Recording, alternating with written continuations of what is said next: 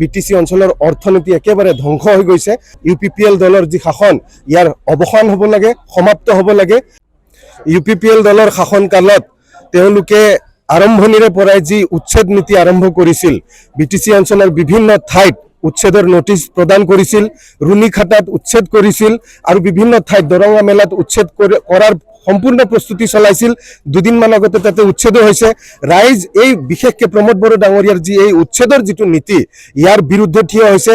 BTC অঞ্চলত 2003 চনৰ আগৰ পৰাই যিসকল ব্যক্তি বসবাস কৰি আছে, প্ৰত্যেকেই বিটিসিৰ নাগৰিক বুলি বিটিসি চুক্তিত লিপিবদ্ধ হৈ আছে।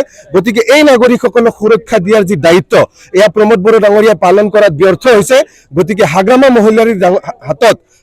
মহিলাৰ হাততেই যে বিটিসিৰ যি ৰাইজ, এয়া সুৰক্ষিত, তেওঁলোকৰ ভূমিৰ অধিকাৰ সুৰক্ষিত, এয়া ৰাইজে বুজি পাইছে। গতিকে প্ৰমোদ বড়ো ডাঙৰীয়াক তেওঁৰ উচ্ছেদ নীতিৰ বিৰুদ্ধে ভোট প্ৰদান কৰিব এবাৰ, আৰু তেওঁৰ যি শাসন চলিছিল চাৰে চাৰি বছৰীয়া শাসন, ইয়াৰ অৱসান হ'ব। হয়, 13 তাৰিখে যি উপনিৰ্বাচন হ'ব চিডলি সমষ্টিত, এই উপনিৰ্বাচনৰ বাবে বিপিএফ দলৰ যি প্ৰচাৰ অভিযান এয়া তুংগত চলি আছে এতিয়া। আৰু আমি আশাবাদী, আৰু আমি যিখিনি ৰিপৰ্ট পাইছোঁ আমাৰ বিজয় নিশ্চিত। হাগ্ৰামা মহিলাৰী ডাঙৰীয়াই প্ৰত্যেকটা প্ৰাইমাৰীত ভিজিট কৰি মানুহক, ৰাইজক লগ ধৰিছে, আৰু যাৰ বাবে সকলো দলীয় কৰ্মকৰ্তা যথেষ্ট শক্তিশালীভাৱে এতিয়া ফিল্ডত নামি পৰিছে। প্ৰমোদ বড়ো ডাঙৰীয়াই বিগত 4 বছৰত বিটিসি অঞ্চলৰ যি দুৰ্দশা কৰিছে, এয়া ৰাইজে দেখিছে।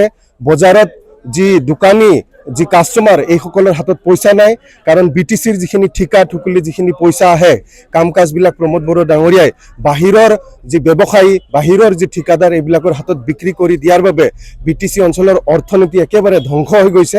গতিকে ৰাইজে বিচাৰিছে প্ৰমোদ বড়ো ডাঙৰীয়াৰ যি শাসন, ইউপিপিএল দলৰ যি শাসন, ইয়াৰ অৱসান হ'ব লাগে, সমাপ্ত হ'ব লাগে। গতিকে ৰাইজে 13 তাৰিখে শুদ্ধ বসুমতাৰী ডাঙৰীয়াক ভোট প্ৰদান কৰি, নাঙলৰ ছবিত ভোট প্ৰদান কৰি বিপিএফ দলৰ যি প্ৰাৰ্থী তাক জয়যুক্ত কৰিব।